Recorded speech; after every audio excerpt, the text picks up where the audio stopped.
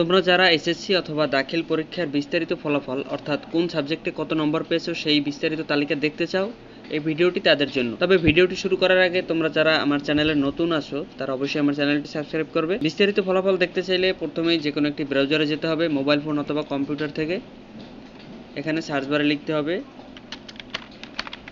ই board result, এটা লিখে search করার পরে এই যে 2 নম্বরে যে লিঙ্কটা দেখতে পাচ্ছ eboardresult.com, এটার উপরে ক্লিক করবে।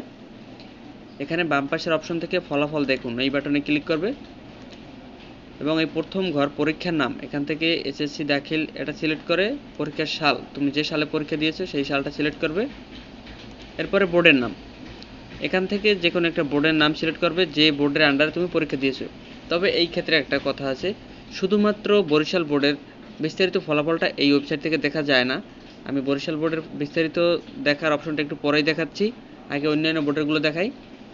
যেমন মাদ্রাসা বোর্ড হলে মাদ্রাসা সিলেক্ট করে এখানে একক অথবা বিস্তারিত ফলাফল এই অপশনে সিলেক্ট করে পরীক্ষার রোল এই ঘরে বসাতে হবে এবং রেজিস্ট্রেশন নাম্বার এই ঘরে বসিয়ে এখানে যে ক্যাপচাটা আসবে সেটা হুবহু এই ঘরে বসাতে হবে।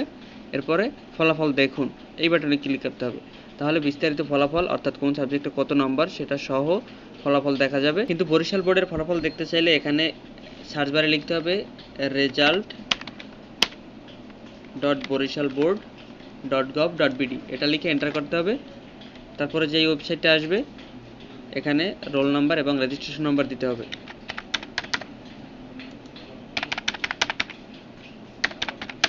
এরপরে গেট রেজাল্ট, এটা ক্লিক করলে বিস্তারিত ফলাফল দেখা যাবে এখানে কোন সাবজেক্টে কত নম্বর।